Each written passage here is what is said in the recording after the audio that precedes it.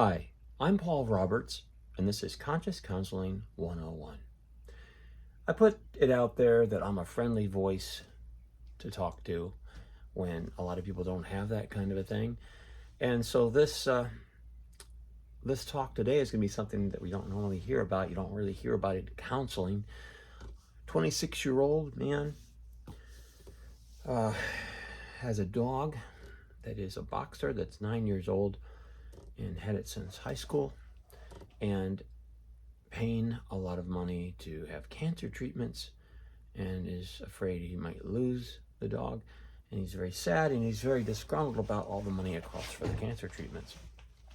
And so it's a difficult time for him, he says. So speaking to you from someone, he's a Christian, I'm also a believer, and there's a purpose for all life, and I think it's wonderful that all life should be valuable and thought highly of. There's no room for anything really negative towards life. It's wonderful that you care for this dog, and this dog is worthwhile for you, and you're going to the trouble of doing everything that you can. At some point you have to say, it's probably all I can do, and you need to be glad you've done that. After COVID, I understand that everybody was bored and they wanted a dog or something like that. And now the shelters, they just take them back. They say, oh, it's over, I'm going to go on with my life. And the shelters are like twice as full or 3 times as full with all the dogs that people don't care about. Isn't that sad? I hope they get adopted, and I hope they don't have to be put to death. You're doing everything you can to be an honorable young man that cares about other life on this planet. I hope that you regard all people and all things and all earth as valuable. But we know that Jesus gave us the Lord's Prayer, okay? And the Lord's Prayer is that thy will be done on earth as it is in heaven. And all of us are probably going to not be able to live forever, and the dogs and the other creatures of the earth aren't either.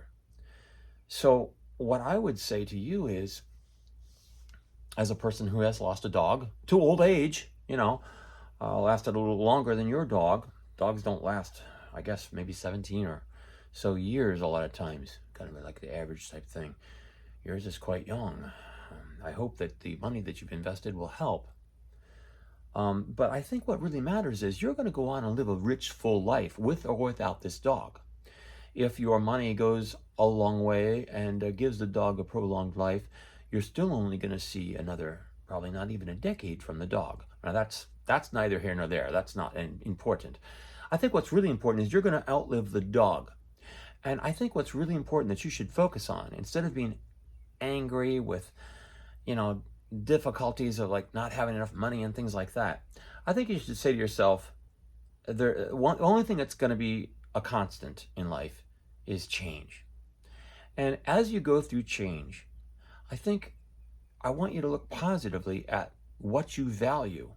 And in the way that you value this dog, I think the thing that can really help you most, that I can give you as far as counseling advice, is to really value this dog, but value so many things in life this way. But more important, value yourself because you cared, and don't look at it as a negative that you put forth this money and now what am I going to do? I don't have the money and all these things. Look at it as you did your best, because you're going to go on. You're 26, maybe you'll live to be 80, 3 times your life that you are right now. And that valuable time, you need to take that dog's memory, even if the dog does die. At some point, the dog will before you, most likely. You need to say all the positive things that you feel about yourself. You need to look at that as the value you're getting from this dog. Not just the companionship, not just the fun and the play and somebody to talk to and somebody to be there that cares for you, that you care back for. Those things are very valuable, and I would say as long as the dog is healthy enough, you should continue to talk to the dog and play with the dog and have it mean a lot to you.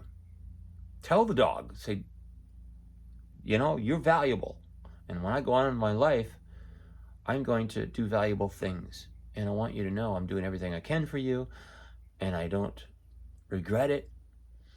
And I'm going to go and look positively towards my life, whatever it brings me, with or without you. And say to the dog, say to yourself, you don't have to say to the dog if you don't want to, but say to yourself, you've shown me how to care about something. You've shown me that I have feelings and compassion. You've shown me that I care about things, and I'm going to apply that to everything I do in life, to other fellow human beings, to other animals, to every idea that I embark upon, every career path I might take, every skill development I do, the way I care for my body, not subscribing to vices and things that might cause me to not be healthy. I would say learn all you can to care and put that care and that positive attitude to work. And I would say that's where your focus should be. So being angry and upset and disgruntled and worried about money and everything like that, where a lot of us are in difficult times now. But these things will pass also.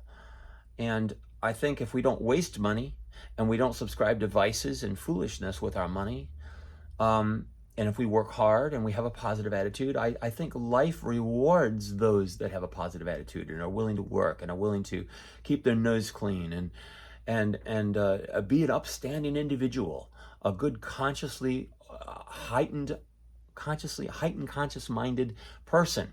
That's why I call this Conscious Counseling 101. If our conscious is pure and our conscious is heightened and we care about things and we're aware of things and we share those with other people, that's why I don't charge for my services or my talking or my friendship, then we take this is a part of us, and we take this everywhere we go and to everybody we meet and talk to, and inside of us, it wells up over us. And everything we touch starts to become a valuable thing because we treat it like a valuable thing. And so all I could say is, you didn't give me very much to go on. I asked you a few questions. Value this dog for more than a dog. Value your longing and care. Every time you're sad and you're concerned, don't get like, I wish I didn't spend all that money. And I'm going to be so sad when I lose this dog. See the whole process the way Jesus would want you to see it. The way that the Lord's Prayer would empower you to see it. Thy will be done on earth as it is in heaven. And go each day with your daily bread, and with the positive attitude that you have, embark upon a rich journey in life of positive nature. This is the best thing I can say to you.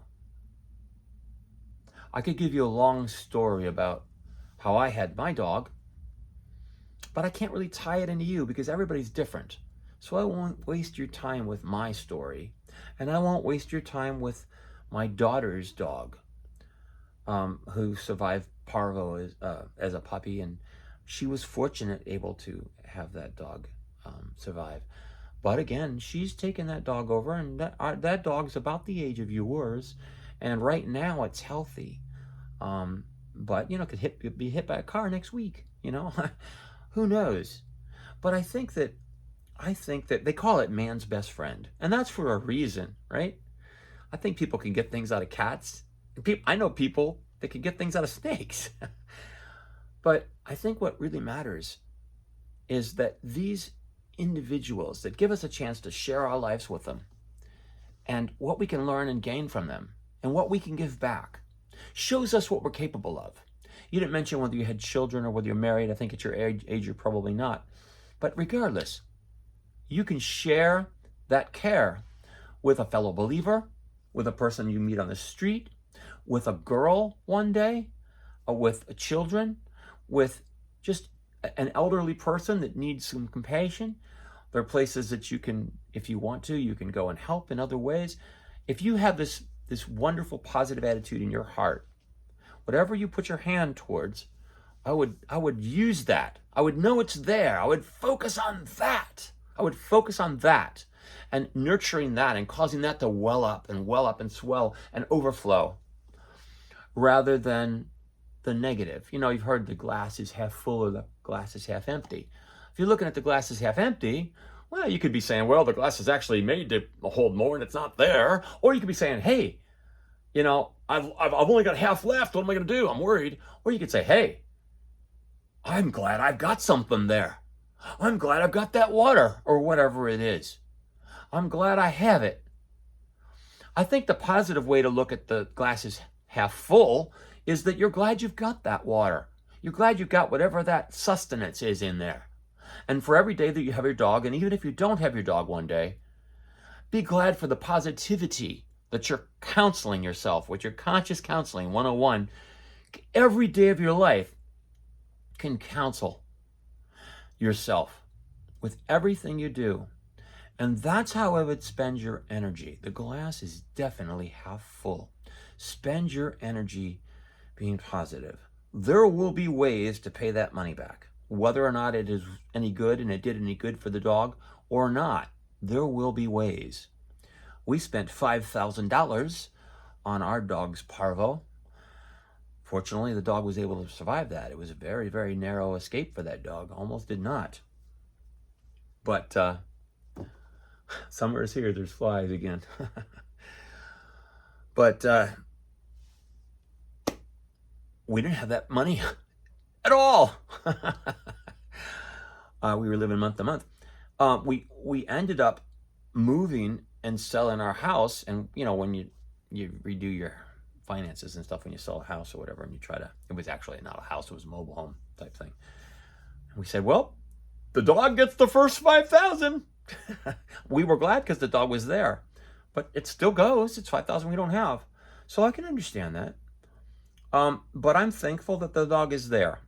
And if the dog wasn't there, I'd be taking my own advice that I'm giving you right now. I'd be saying, we did everything we could.